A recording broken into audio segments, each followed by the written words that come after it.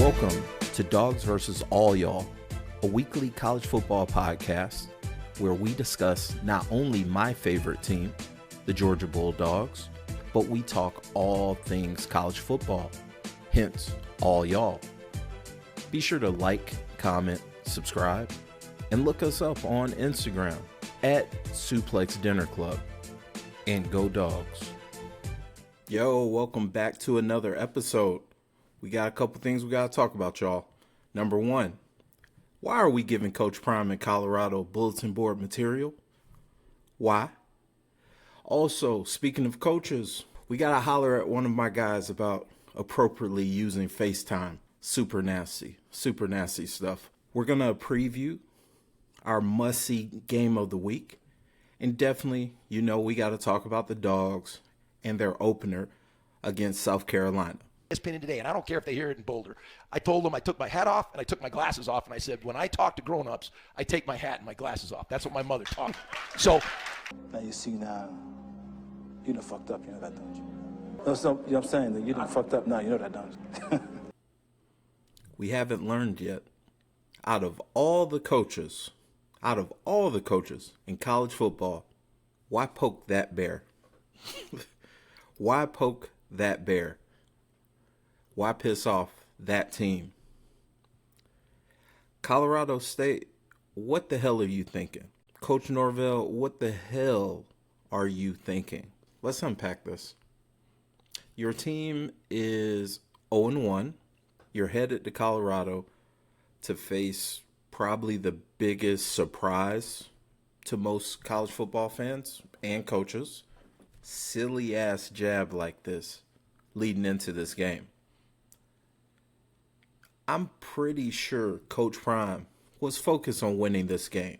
Make no mistake about it. He's a professional. He's a Hall of Famer. He knows how to win, obviously. But also in the back of his mind, he was thinking ahead of next week's game, that actual important game. But then you drop that golden gift. That golden gift that these coaches use for motivation, to use to just turn up their team just a notch, just a small notch. You chose to do that. You chose violence. Now, instead of you walking into Boulder, shaking hands, take a L, keep it moving, now it's personal. Now it's an issue. Now Coach Prime has something to prove against you. You did that. So, good luck, I guess. Good luck, Colorado State, to actually put up a fight. It's a nighttime game. It's going to get spooky pretty early. And because you chose violence, and I thank you for that, by the way, because I like talking about Coach Prime in Colorado. Because you chose to do that, you guys are must-see game of the week. So let's talk about it. I'm going to keep this short and simple, y'all. Shedeur Sanders and that Colorado offense is currently cooking. They're scoring points at will. They're moving the ball at an efficient rate. Except for running, they could improve. I will say that. There is nothing that I've seen of Colorado State's opener that would suggest that their defense can stop that Colorado offense. Or number two, their offense can score the points to keep up with the Colorado offense. This game is only must see because we want to see how petty Coach Sanders is going to be throughout this game. How many points is he going to hang on this guy? Just for speaking out of turn. That's simple as that. There are holes to this Colorado team. Make no mistake about it. Defensively, they have liabilities. They don't have the depth on that line. They'll be challenged further in that season against some higher quality teams in the Pac-12. We'll see. But right now, I have Colorado winning and winning big. Final score, Colorado State 18, Colorado 52. Coach Prime is going to hang a 50 burger and say, keep my name out your mouth. I love it. The good guys, the Georgia Bulldogs, the number one team in the nation, they open their SEC play against Coach Shane Beamer, quarterback Spencer Rattler, and the South Carolina Gamecocks. Past couple of matchups definitely haven't been in the favor of South Carolina. In fact, it's been ass whoopings, to be honest. It's been ass whoopings. Kirby always brings a little extra spice to those games, and I don't see any difference this season. Shout out to Spencer Rattler. Even though his team has been pretty inconsistent this year and pretty disappointing to most, he's shown up for all of his games. He's thrown over 300 yards each game. He's been pretty efficient, which is, comparing to his past, pleasant surprise for most South Carolina fans and fans of Spencer Rattler. I'm not a South Carolina fan, obviously, but I like Spencer Rattler. He's a very talented thrower. He can make all throws. He just gets a little erratic sometimes.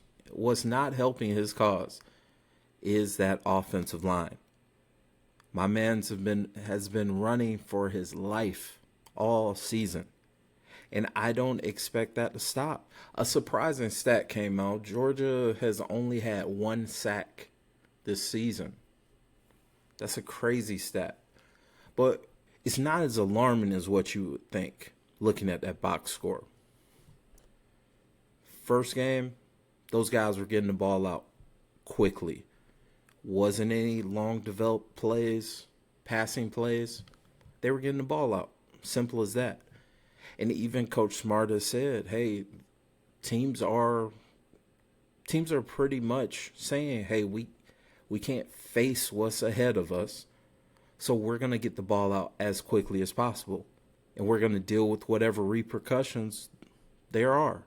Makes sense. But what winds up happening is they fall behind the sticks. You have longer plays, and now you're having 3 and outs against Georgia's defense, which is a good thing for me as a Georgia fan. I expect South Carolina to try to take shots. Like I said, Spencer Rattler can make damn near any throw asked of him. He has athletic receivers. He has some talented receivers, in fact. In spite of his offensive line not being the best, they're going to try to take some shots and really test this defensive backfield of Georgia. Our starting safety, Javon Bullard, is out this week and probably a couple other weeks due to an ankle injury. This is going to leave us with some guys that, while they have seen the field and they have contributed in their ways, they haven't been starters per se. So I'm really interested to see who steps up or which players step up on the back end of Georgia's defense. The key matchup of this game is definitely Georgia's offensive line versus South Carolina's defensive line. Georgia's offensive line still has to step it up. There have been questions about our offensive line being able to move people, which is crazy, but you watch the games and that's a legit concern. This is affecting our running game. While they're doing a terrific job protecting the quarterback, I think Carson's only been sacked once. When it comes to the running game, they've left a lot to be desired. Again, Kirby has some kind of extra spice when it comes to playing South Carolina, probably because Coach Beamer. I expect Georgia to be dominant on the line, control the line of scrimmage, obviously protect their quarterback, and score some damn points. Final score, South Carolina 16, Georgia 48. Georgia beats up on South Carolina. And speaking of beating cocks, this Coach Mel Tucker situation is crazy, y'all. I'm gonna be quick about this one because it's still under an investigation. Currently, he is suspended with no pay for allegedly being a nasty man over the phone. First and foremost, I'm one to say, in cases like this, you have to do your investigation. So Michigan State spending 9 months investigating, they have to do that. They have to. This is a very serious matter. Now, there are a lot of question marks. There are a lot of question marks when it comes to this case. Coach Tucker says that it was consensual and something went astray. The alleged victim says otherwise. She's saying that she didn't want that, and that's very disappointing. It's very disappointing. Not only did Coach Tucker sign this massive contract for $95 million with Michigan State after the 11-2 season. I want to say it was 11-2, which was a terrific season. But after signing that contract, they haven't done anything. They haven't had a winning season. It's been 2 straight losing seasons after signing that massive contract. Shout out to his agent, by the way, for finessing that, because that was an A1 performance by his agent. He had a $70 million buyout, but because of this investigation, because of these allegations, he's probably going to be terminated with cause. So that means no more $95 million, no more buyout, which is $70 million, and obviously you're no longer the head football coach of Michigan State. It's bad business, man. Bad business. And all for what?